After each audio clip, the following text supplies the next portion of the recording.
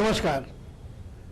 अनादि टीवी के आज के कार्यक्रम सच्ची बात शलभ के साथ में आप सबका स्वागत है। आज के इस कार्यक्रम में हमारे मेहमान हैं पूर्व मंत्री, वर्तमान विधायक, लंबे समय से हरदा से भारतीय जनता पार्टी की तरफ से नेतृत्व कर रहे हैं, श्री कमल पटेल जी। कमल पटेल जी, आपका स्वागत है। नमस्कार। और सहयोग चर्चा में हमारा सहयोग कर रहे हैं हमारे समाचार संपादक भाई मनोज वर्मा जी। मनोज वर्मा जी, आपका भी स्वागत है। पटेल साहब, आप अभी तक भारतीय जनता पार्टी की राजनीति में दो तरह के लोग आपको आपकी राय देते हैं। एक तो आप कहते हैं एक दबंग नेता है, और दबंगी जो आजकल सीधे सीधे गुंडा ना कह के दबंग कह दो, ये वाली बात हो जाती है इसकी। और जबकि आप क्षेत्र में इतने लोकप्रिय हैं कि आपको, आपके पुत्र को आपको जेल भेज दिया और फिर भी आप जीत कर आ गए, तो इसका क्या राज है? और आप आपका जो मर्डर केस जो लगा था उसमें आपको जेल जाना पड़ा, उसमें उसकी स्थिति क्या है और आप उससे कैसे निपटे? देखिए, सत्य प्रताड़ित हो सकता है, परेशान हो सकता है, लेकिन पराजित नहीं होता। सत्य की जीत होती है। और मेरे साथ भी वही हुआ कि मुझे प्रताड़ित किया गया, परेशान किया गया, झूठे केसों में फंसाया गया, लेकिन ईश्वर ने साथ दिया। आपकी सरकार ने फंसाया कर रहा है? नहीं, केंद्र में उस समय यूपीए की सरकार थी और सीबीआई ने मुझे फंसाया था झूठे केस में। और पूरे देश का ये पहला केस है अच्छा, जिसमें फरियादी को अपराधी बना दिया और अपराधी को फरियादी बना दिया। यानी जिसने एक दुर्गेश जाट हत्याकांड था, जिसने गोली मारी थी, उसको तो फरियादी बना दिया और हमारे परिवार को, हमको फंसा दिया। मुझे 120B में फंसा दिया, लेकिन मुझे न्यायालय से न्याय मिला। मैंने उसी समय जब मेरी गिरफ्तारी हुई थी तब मैंने कहा था कि सत्य प्रताड़ित हो सकता है, परेशान हो सकता है, लेकिन पराजित नहीं होगा। मेरी जीत होगी और मुझे न्यायालय से न्याय मिलेगा। और मुझे न्यायालय से न्याय मिला, लेकिन न्याय भी देरी से मिला और उसके कारण मेरा नुकसान हो गया। 10 साल मेरे वो वापस नहीं आए, मेरा मंत्री पद चला गया, लेकिन उससे प्रदेश के विकास जो होता वो रुका। मुझे डिस्ट्रिक्ट न्यायालय से, सीबीआई न्यायालय से, हाई कोर्ट से और माननीय सर्वोच्च न्यायालय से मुझे न्याय मिला और मैं जीता। हरदा क्षेत्र की जनता जानती थी कि सत्य क्या है, और मैंने जनता का दिल जीता है, विश्वास जीता है और विकास किया है। और उसी के परिणाम स्वरूप मैं लगातार 25 साल से 26वां साल है मुझे, मैं जीतता आया हूं और जनता का विश्वास बरकरार है और आगे भी और रहेगा। रेत की चोरी के बारे में भी आपका नाम कुछ लोग बोलते हैं कि आप बहुत चोरियां करवाते हैं नर्मदा किस्म से। रेत की सबको, आपको मालूम है, पूरे प्रदेश को मालूम है कि मध्य प्रदेश में जो अवैध खनन चल रहा है या पहले भी चला, उसमें आईएएस, आईपीएस और ठेकेदार और खनिज अधिकारियों का एक सिंडिकेट बन गया और इनने मिलकर, और उसमें और राजनीतिक संरक्षण भी प्राप्त, और उसके कारण यह चल रहा था। मैंने उसको रुकवाया। अभी की बता रहा हूँ, बीजेपी सरकार अभी की बता रहा हूँ। और पहले भी मैंने एनजीटी में केस लगाया और उस समय भी मेरे बेटे को जिला बदल कर दिया कलेक्टर ने। मैंने जब कलेक्टर पर आरोप लगाया कि कलेक्टर के बंगले के सामने से और एसपी के बंगले के सामने से अवैध खनन चलता रहे, नर्मदा के अंदर, नदियों के अंदर पोकलेन मशीन चलती रहे पानी के अंदर, जबकि पानी में एक तगारी रेत नहीं निकाल सकते, बहते पानी को रोक नहीं सकते, धारा को, धाराएं रोक दी, नर्मदा के अंदर सड़कें बना दी गई, हाईवे बना दिए गए और इस तरह से अवैध खनन चल रहा था। जब मैंने बोला तो मेरे बेटे पे जिला बदल कर दिया, लेकिन उसमें भी मुझे न्याय मिला। माननीय उच्च न्यायालय जबलपुर ने उस जिला बदल को शून्य घोषित किया और कहा कि जो कार्रवाई की गई वो दोषपूर्ण की गई और द्वेषपूर्ण की गई, इसलिए निरस्त, शून्य की घोषित की जाती, निरस्त में नहीं, शून्य घोषित की। तो इस पर न्याय मिला न्यायालय से। और माननीय उच्च न्यायालय और सर्वोच्च न्यायालय ने भी एक जनहित याचिका में कहा है कि ओवरलोड डंपर नहीं चलना चाहिए, अगर है तो उनको रोको, टोल कांटे पे ले जाओ और उनके ऊपर एफआईआर कराओ, माल खाली कराओ, ड्राइवर के खिलाफ भी और मालिक के खिलाफ भी। मैं, जो कमलनाथ जी मुख्यमंत्री हैं अभी, इनको भी कहा है, लेकिन ये कहते हैं कि 80% कांग्रेस के कार्यकर्ता अब लगे हुए हैं अवैध खनन में और इसलिए नहीं रोक पा रहे हैं। संरक्षण स्वीकार किया, बोला उन्होंने, समाचार पत्रों में छपा है, और इसलिए खुद संरक्षण देकर अवैध खनन करा रहे हैं। इसलिए मध्य प्रदेश की नदियां बर्बाद हो गई हैं, सड़कें बर्बाद हो गई हैं, आम जनता का रोडों पे चलना मुश्किल हो गया, दुर्घटनाएं हो रही हैं, हजारों की संख्या में दुर्घटना में लोगों की मृत्यु हो गई है। लेकिन मैंने फिर विधायक के नाते, एक जनप्रतिनिधि के नाते, मैंने 48 घंटे का अल्टीमेटम पिछले माह दिया था कि नहीं रुके तो मैं खुद जनता को साथ लेकर रोकूंगा, और मैंने 48 घंटे का समय होते से ही रोका और टोल कांटे पे डंपरों को ले गया तो 60 टन 65 टन निकले, जिसमें 27 टन होना था, 18 टन और वजन होने मिला के। और उन पे FIR कराई मालिक और ड्राइवरों के खिलाफ, उन पे मुकदमे कायम करवाए और उनके राजसात करने की कार्रवाई कराई। जिसलिए आज मैं गर्व से कह सकता हूं कि हरदा जिले के अंदर ओवरलोड डंपर और अवैध खनन लगभग रुका हुआ है। छोटे मोटे ट्रैक्टर ट्राली वगैरह जो छोटी मोटी करते हैं वो हो रही है, लेकिन बाकी रुका हुआ। लेकिन पूरे मध्य प्रदेश में, बल्कि भोपाल, इंदौर, उज्जैन, देवास, होशंगाबाद, सारी जगह सरकार के और प्रशासन अधिकारियों के संरक्षण में अवैध काम चल रहा है, सरकार खुद करा रही है। आज ही मेरा प्रश्न था विधानसभा, मैंने पूछा था कि 1 दिसंबर से लेकर 19 से लेकर अभी 12 जून तक कितनी हत्याएं, कितनी लूट, कितने अपहरण करके फिरौती और हत्या, बलात्कार और नाबालिगों को बलात्कार हुए, उनकी जानकारी दें। उसमें जो जानकारी आई है 1100 के आसपास तो हत्याएं हो चुकी 6 माह के अंदर, लूट हो चुकी है, डकैतियां हो गई। डकैतियां पूरी तरह बीजेपी सरकार में शिवराज जी ने पूरी तरह खत्म कर दिया था डाकुओं को। लेकिन फिर से जो डाकू, अपराधी, हत्यारे, बलात्कारी मध्य प्रदेश छोड़ के भाग गए थे या जमीन में धंस गए थे, इक्के दुक्के थे, तो उन पर कार्रवाई होती थी। लेकिन कांग्रेस की सरकार आने के बाद में उनको लगता अपराधियों की अपनी सरकार आ गई है, इसलिए कुकुर मुत्ते की तरह उगाए हैं। कानून का कोई राज नहीं है, कानून का कोई भय नहीं है, अराजकता की स्थिति है। और मुख्यमंत्री सही सारे मंत्री सिवा ट्रांसफर उद्योग के और लूटपाट के कुछ कर नहीं रहे, इसलिए मध्य प्रदेश में अराजकता, तत्काल इस मुख्यमंत्री को बर्खास्त करना चाहिए। ये सच्ची बात आप नहीं कर पा रहे हो। 6 महीने की बात तो आपने कर दी, बड़ा प्रश्न चल रहा है, लेकिन 15 साल जो आपका राज चला और लोग कह रहे थे कि शिवराज के परिवार का जो दबाया आदमी था वो भी उठा के बंडल बेच रहा है और रेत खनन कर रहा है, उसके बारे में आप कुछ बोलने नहीं चाह रहे, क्योंकि वो आप दोनों बचपन के दोस्त हो इसलिए। नहीं, देखिए, मैंने जब भारतीय जनता पार्टी की सरकार सुनिए, आपको याद होगा, आप साक्षी हैं कि मैंने कहा ना कि मैं जब नाव से आ रहा था 8 मई 2018 मैं आ रहा था नाव में से, तो मैंने 5-6 पोकलैंड मशीन छिपाने में चलते हुए देखी। मैंने उसका वीडियो बनाया और तत्काल वहां से आके मैंने पत्रकारों को दिखाया। फिर मैं कलेक्टर के पास गया, ज्ञापन दिया और ज्ञापन देने के बाद में उनसे कहा मेरे साथ चलो, अपन पकड़ेंगे।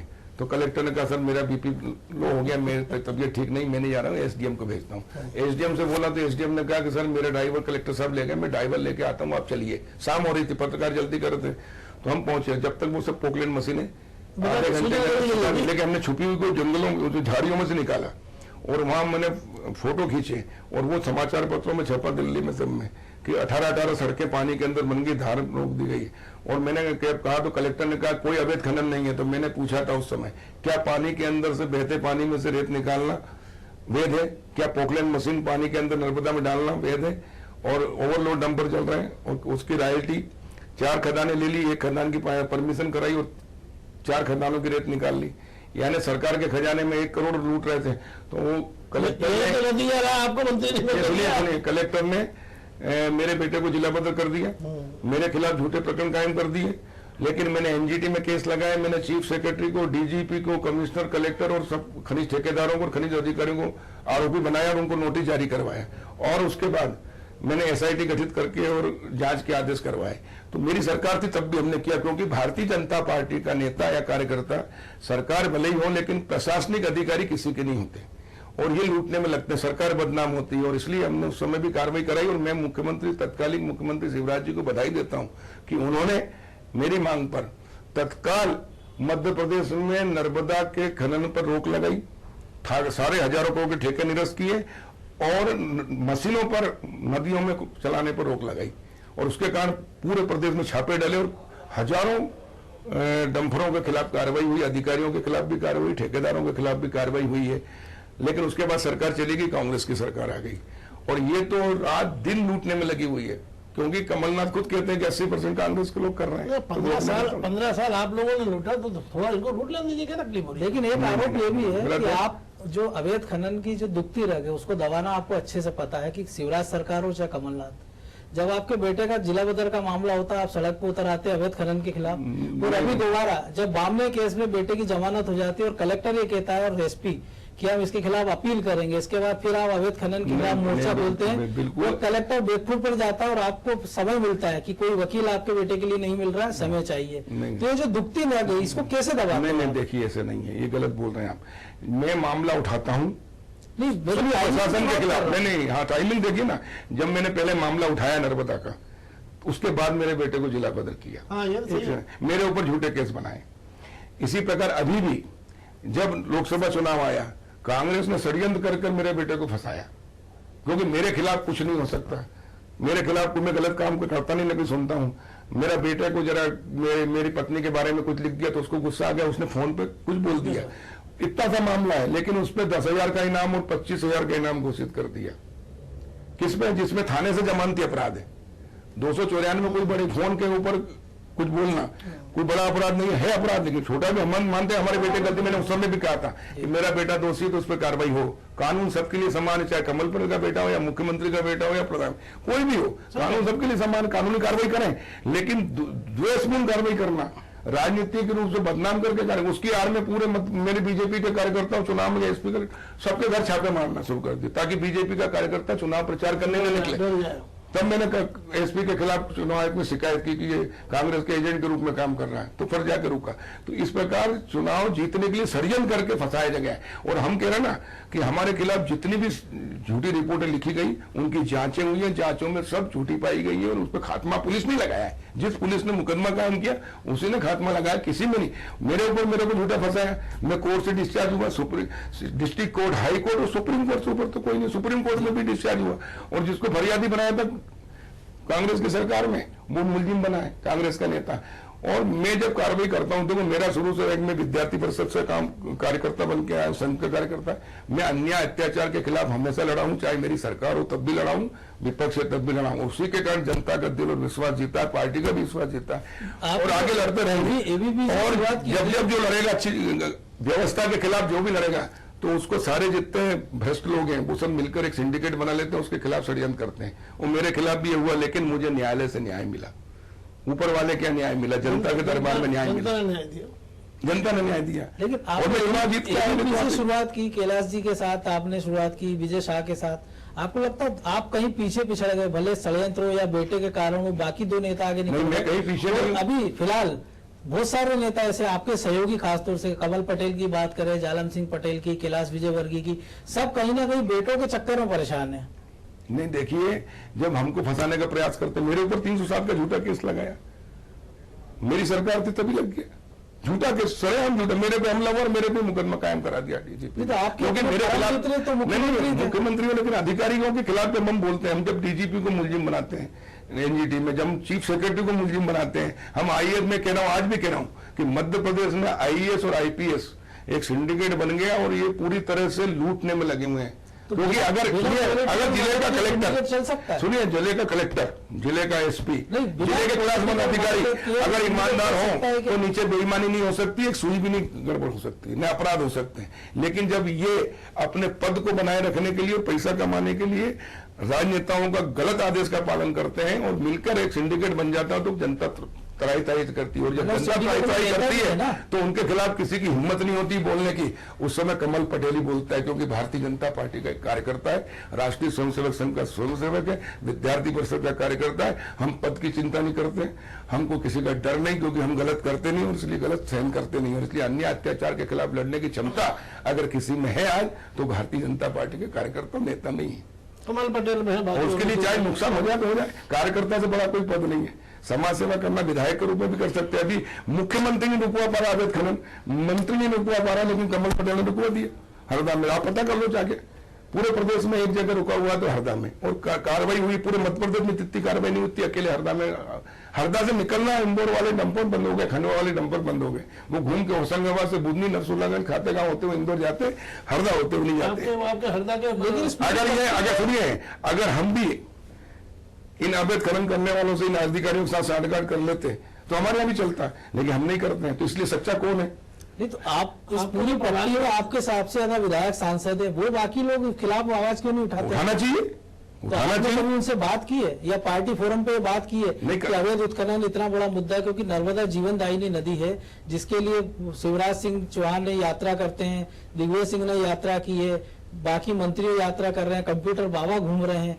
तो एक नदी जिसके नाम पे, उसके नाम पे सब राजनीति कर रहे हैं, सबको उसके राजनीति देखो, चलता रहा है। नर्मदा जी लेकिन के उस नाम पर नदी के लिए राजनीति कोई करना ही नहीं कुछ चाहिए। नर्मदा जी हमारे लेकिन लिए वो है बहुत ना। पवित्र नहीं, पवित्र माँ है, उसको हम माँ का दर्जा देते हैं, क्योंकि उसकी परिक्रमा होती है। नेवार और इसलिए क्षेत्र देखिए में हमने नर्मदा जी को भारत में बचाने के नर्मदा जी लिए की- हमने अपना राजनीतिक करियर भी दांव पर लगा दिया और माँ ने हमारी रक्षा की है। माँ और माँ की रक्षा करना हमारा दायित्व बेटों का, और हमने किया है। और मैं बेटों का है, लेकिन तत्कालीन बेटों का मुख्यमंत्री कर्तव्य शिवराज जी है। को बधाई देता हूँ कि उन्होंने कानून बनाया, परिवर्तन किया नीतियों में और रोक लगाई। ठेके भी निरस्त किए थे सारे, और मशीनों लेकिन सीवेज पर तो आज भी अभी रोक तक नहीं हुआ है। है। देखो ये अब सीवेज गिर रहा है। कांग्रेस की सरकार आ गई, नहीं, वो तो 6 महीने हुए हैं। 6 महीने में ज्यादा हो रही ना, 6 महीने में ज्यादा हो उसमें भी रही। 3 महीने आचार संहिता में निकला। पहले मैंने कहा था ना कि अधिकारी, सरकार देखिए रही। पहले मैंने ये कहा था कि अधिकारियों का एक सिंडिकेट बन गया था और उनके खिलाफ हमने कार्रवाई कराई। देखिए मैंने हरदा कलेक्टर, होशंगाबाद, सीहोर, देवा, चारों कलेक्टरों को हटवा के उन पे कार्रवाई कराई, तब जाकर रुका।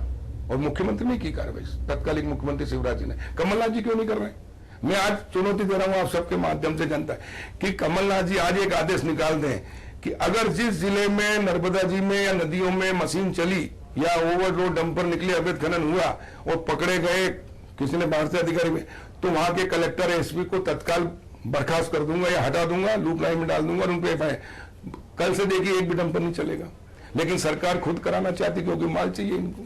आप इस सरकार में हिस्सा रहे, इससे मतलब बीजेपी सरकार में कोई भी सरकार आती है, चाहे बीजेपी की हो कांग्रेस की, सबसे पहले वो रेत नीति और आबकारी नीति की बात करती है, इसमें परिवर्तन करेंगे। तो इसमें आखिर ऐसा क्या है जो निजी हित है इसमें? क्योंकि आपकी सरकार ने 3-4 बार रेत नीति बदली, नई सरकार भी वही बात कर रही कि पंचायतों की बात कर रही थी, अब वापस ले रहे हैं, कंपनियों को दे रहे हैं। आबकारी नीति आपके समय 3-4 बार बदली, फिर नीति बदल रही थी। ये चक्कर क्या है? जनता को हम जानना चाह रहे हैं आपको, क्योंकि आप सरकार का हिस्सा रहे हैं। मेरे तो पास आपको जो कैबिनेट जिस दिन मेरे डिसीजन पास होंगे, जिस दिन आपको अच्छे से पता जिस होगा। दिन मेरे पास अधिकार आ जाएगा, मैं उसी दिन दारू बंद करवा दूंगा, क्योंकि दारू बर्बादी है। अब देखिए मेरा छोटा सा जिला हरदा, वहां 14 दुकानें हैं, 4 अंग्रेजी की 10 देसी की, ऐसे कुछ, और वो 30 करोड़ में नीलाम गई है और अब 20% और बढ़ गए होंगे। तो अगर वो दुकान से बेचता है ठेकेदार तो उसकी तो मूल्य नहीं निकलता, इसलिए वो क्या करता है, कलेक्टर को सेट करता है, एसपी को सेट करता है, थाना प्रभारियों को सेट करता है और फिर वो गांव गांव के अंदर एजेंट बनाता है। और अवैध खनन और अवैध दारू, इसके कारण पूरी तरह से अराजकता, इसी के कारण हत्याएं हो रही है, लूट हो रही है। जबलपुर में एक जो युवा मोर्चे कार्यकर्ता थे उसकी हत्या कर दी, रेत में गाड़ दिया मार के और लिख दिया रेत के ऊपर दी एंड। तो इस प्रकार अपराधियों के हौसले बुलंद है, जनता जो है बोलती नहीं है, क्योंकि जो बोले उसको एक्सीडेंट करा देते हैं, दुर्घटना मार डालते हैं। जितने अपराधी हैं नीतियां बदलते हैं, इसलिए पैसा चाहिए इनको। और आप तो ये बताओ भाई, आपके जिले के जो प्रभारी मंत्री हैं उनसे आपके संबंध कैसे हैं? नहीं, वैसे वो मेरे जिले के रहने वाले अच्छे मित्र, मेरे साथ विधायक भी रहे, लेकिन जिस प्रकार उनका व्यवहार है, वो जो अधिकारियों को जिस प्रकार डांटते, जैसे कुत्ते को भी डांटते, ऐसा डांटते सीएमओ को उन्होंने, और कलेक्टर नीचे मुंडी करके घुग्गू जैसे बैठा रहा, कुछ नहीं बोलता है। आप अच्छी तारीफ कर रहे हो उनकी तारीफ कर रहे हो? नहीं, गलत है। नहीं, कम से कम मंत्री को गुस्सा भी नहीं करना चाहिए, मंत्री को तो आदेश देना चाहिए, आदेश का पालन नहीं तो कलम चलाना चाहिए, कार्रवाई करना चाहिए। नहीं, आपको रेत खनन में रोकने में उनकी मदद है कि नहीं है? नहीं, कोई मदद नहीं है। और प्रभारी मंत्री चाहे तो एक आदेश करते तो रुक जाए पूरा अवैध खनन। तो आपसे बातचीत नहीं होती क्या? नहीं, आपके कैसे मित्र हो? नहीं, मित्र का मतलब क्या है? मित्र ये कि मेरे साथ विधायक रहे, एक गांव के रहने वाले हैं आप, एक जगह के रहने वाले हाँ, हैं। एक जिले के रहने वाले। शिवराज जी से बात होती है आपकी? वो भी आपके साथ विधायक के मित्र रहे? भाई है ना बड़े, वो तो मेरे। तो वैसे कैसे बड़े भाई कि छोटे भाई हमेशा मुसीबत में रहता है? नहीं, देखिए ये तो मुसीबत उनकी तरफ से नहीं है, ये तो जो सिंडिकेट है, वो जो प्रशासनिक तंत्र है, मैं कह रहा हूँ ना, प्रशासनिक तंत्र पूरा भ्रष्ट है। और जो अभी आपने प्रशासनिक कहा तंत्र कि भ्रष्ट है, मंत्री अगर लिख के दे दे तो सब हो सकता है। तो मुख्यमंत्री तो कुछ सक्षम मुख्यमंत्री है। ने लिखा तो जब तो रोक लगी थी उस समय, अकेले आदमी से- रातों रात पूरी मशीनें हट गई थी। नहीं, अकेले हरदा से क्यों, पूरे प्रदेश से क्यों नहीं?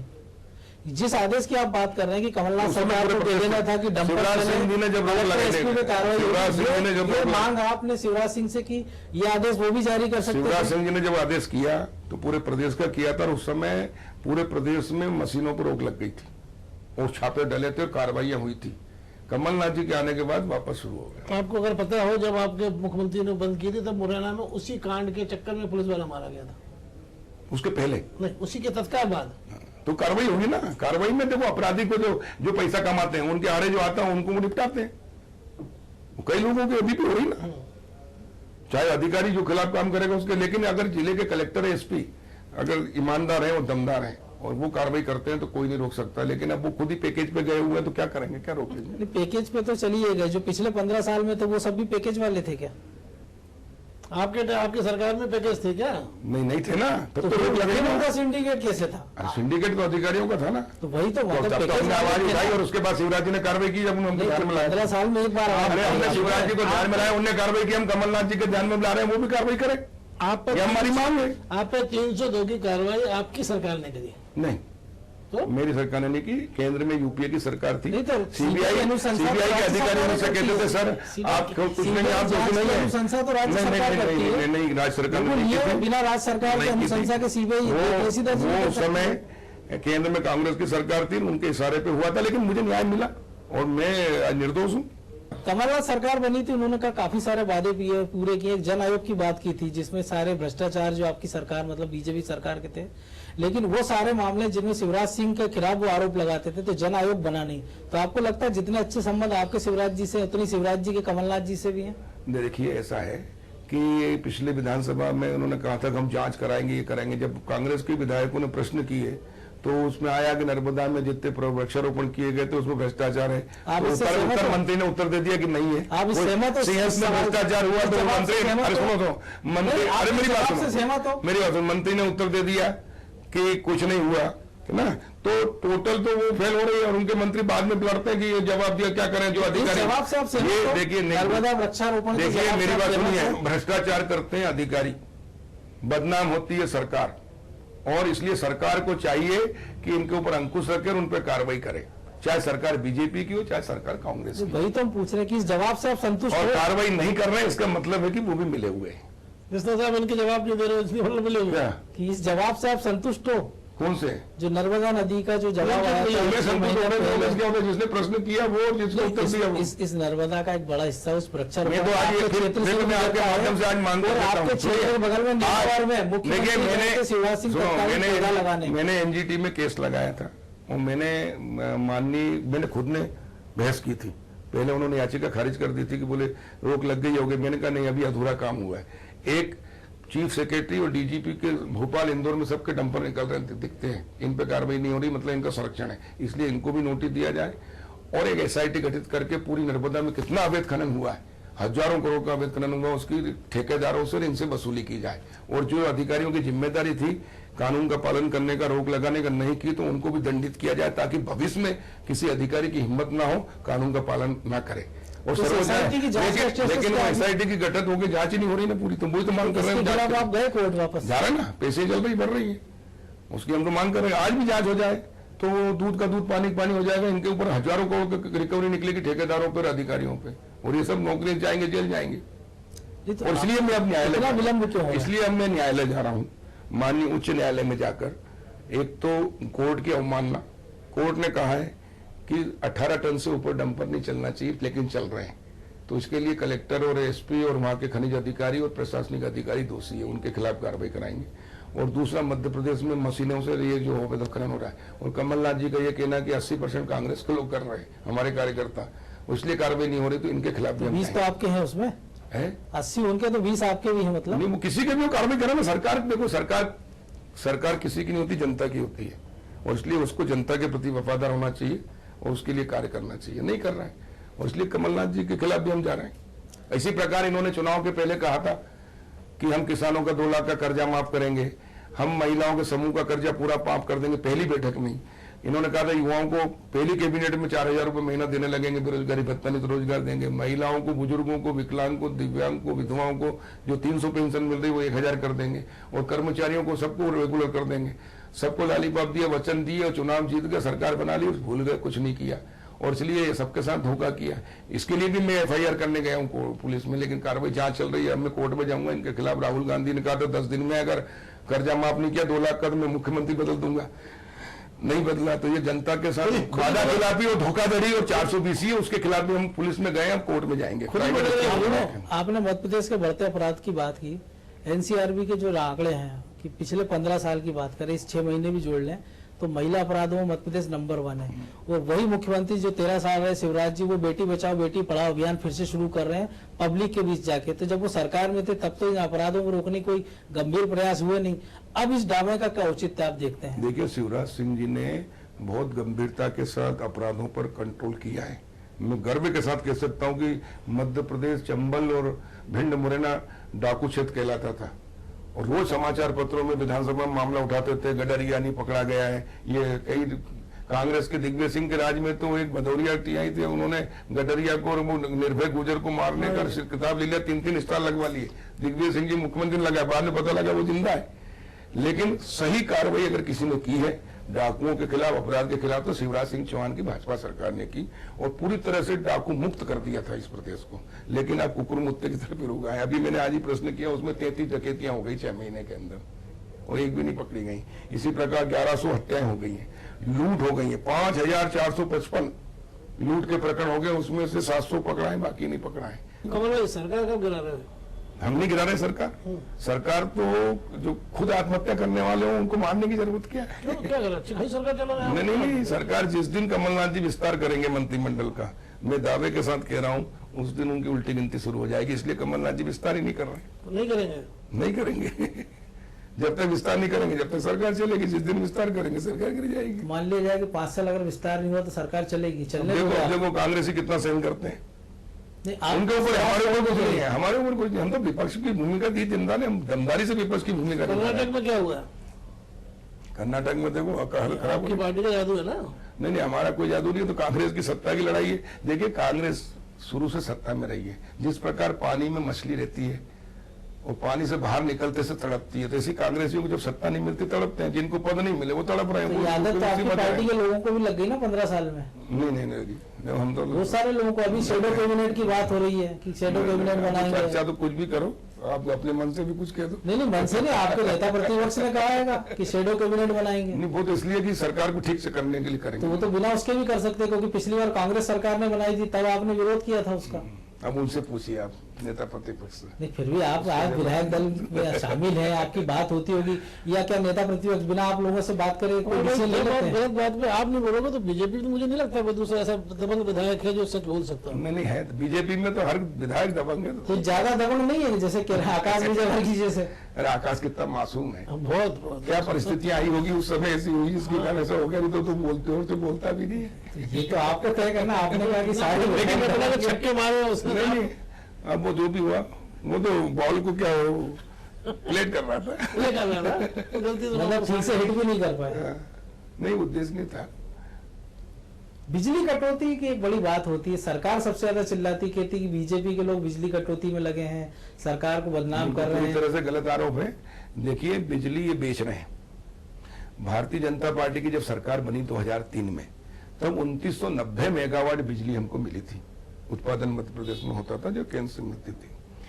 उसके बाद माननीय मुख्यमंत्री शिवराज जी के नेतृत्व में हमने 15 साल के अंदर 18,000 मेगावाट से ऊपर उत्पादन मध्य प्रदेश में कर लिया, 15,000 मेगावाट से अधिक, और सरप्लस बिजली है। और इसलिए जब बीजेपी की सरकार थी तब 24 घंटे बिजली मिलती थी, कभी नहीं कटौती होती थी। और अब अघोषित कटौती शहरों में भी हो रही है, और यहाँ तक कि जब कमलनाथ जी भाषण देते हैं उस समय जाती है, केंद्र उनके नेता आते तब जाती है। इनके कंट्रोल में रहा नहीं, अराजकता की स्थिति, क्योंकि सब ये ट्रांसफर उद्योग में लगे हुए हैं, इसलिए इनकी विश्वास, सरकार का विश्वास अधिकारी खो दिए। सुनिए, उसके कारण, और ये बिजली बेच रहे हैं। लेकिन वो तो बिजली सरकार ने घटिया खरीदे थे, बिजली के तार घटिया खरीदे थे। एक अधिकारी कहते कि चमगादड़ के कारण बिजली जाती, जैसे आपके सरकार अगर गृह मंत्री तो उन्होंने कहा। देखिए, ये सरकार में है, अगर कोई गलत काम हुआ, घटिया खरीदा, तो कौन ने रोका? इनको जांच करें और कार्रवाई करें ना, कौन रोक रहा है इनको?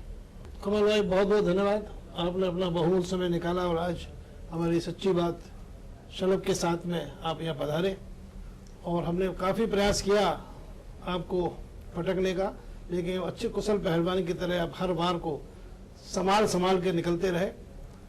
हम आपके प्रति बहुत आभारी हैं कि आपने समय निकालकर हमारे प्रश्नों के जवाब दिए। अगली बार हम फिर भाई कमल पटेल की तरह ही कोई दबंग एक और नए विधायक, मंत्री, शख्सियत को आपकी सेवा में प्रस्तुत करेंगे और उनसे प्रयास करेंगे। बहुत बहुत धन्यवाद कमल भाई। नमस्कार।